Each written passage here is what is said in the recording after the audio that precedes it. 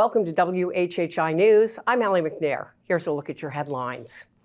One of the primary Alex Murdaugh trials after his murder trial next month will be the wrongful death case against Murdaugh and convenience store owner Greg Parker. That case was filed by the family of Mallory Beach.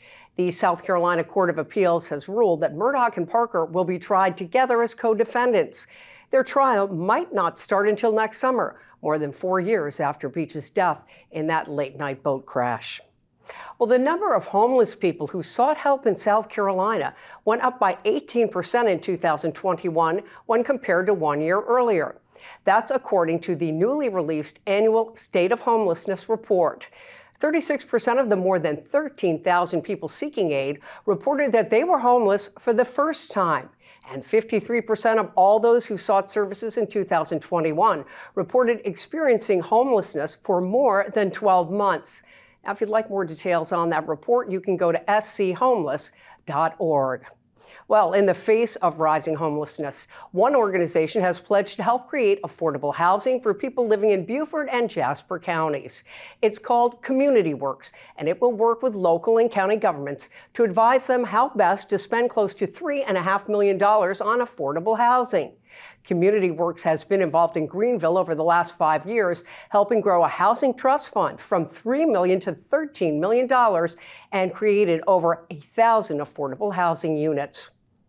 Well, South Carolina's 3 research universities will partner with state public health and addiction agencies to try and find out what works best when treating people addicted to drugs and alcohol.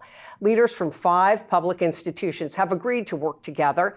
Those institutions are the following: the Department of Alcohol and Other Drug Abuse Services, the Department of Health and Environmental Control, the Medical University of South Carolina, the University of South Carolina, and Clemson University. That agreement comes in advance of local governments receiving the first installment of $360 million over 18 years from an opioid settlement with a pharmaceutical company and 3 major opioid distributors. According to data from the peer-reviewed International Journal of Drug Policy, an estimated 54,000 South Carolinians have an opioid abuse problem. The South Carolina Department of Alcohol and Other Drug Abuse Services says when adding in other addictions, an estimated 451,000 residents suffer from substance-related problems. That's close to 1 out of every 10 residents. Well, a familiar face at Hilton Head Island's Coligny hardware store is gone. Maverick, the store mascot since 2014, has died this week at age 9. Coligny hardware owner Beth Castelli told the Island Packet that Maverick was loved by many people and that his impact on the shop and its customers will linger forever. Now, for details on these stories and more, be sure to check the news sources out on your screen. Also, be sure to look for us on Facebook, Twitter, and Instagram. And if you have a story idea, email us at news@WHHITV.com. With a look at sports now, here is Justin Jarrett. Justin? Hey, it's time for Last Night in the Loco on WHHI, powered by LocoSports.com. After a brief break for the holiday, the high school sports season has cranked back up this week, with Loco squads playing in tournaments all over the state. Hilton Head Christian Academy's girls basketball team stayed unbeaten with a 56-41 win over Bishop England to open the Carolina Invitational in Charleston. Abby Peduzzi went over 1,000 career points in the win. The Eagles were back at it this afternoon with a semifinal matchup against Lawrence County, Kentucky. The boys from HHCA and Beaufort Academy have both blown through their first 2 opponents at the Warhawk Holiday Tournament at Colleton Prep and will meet in the championship game if HHCA can knock off Calhoun Academy tonight.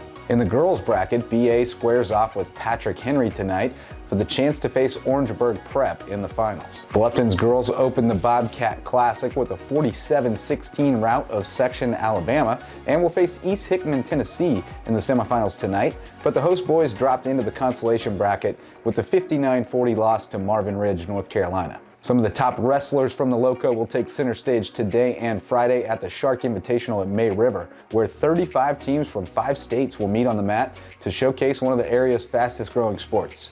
For Loco Sports and WHHI, I'm Justin Jarrett. Until next time, go Loco. Thanks so much, Justin Jarrett. And filling in for Maria Soden, we have station manager Jessa Jeremiah with a look at our weather coming up. Jessa. Allie, it's looking good this weekend. Gosh, you look great in that color too. I'm loving it. All right, let's talk a little bit about the weekend. Saturday, the warmer temps are feeling good. We've got some morning showers. We're just kind of clearing through that rain from Friday. By afternoon, it should be cleared up for you so you can get back outside. Hilton Head, we've got a low of 56 and a high of 66. Bluffton's looking like a low of 56, high of 68.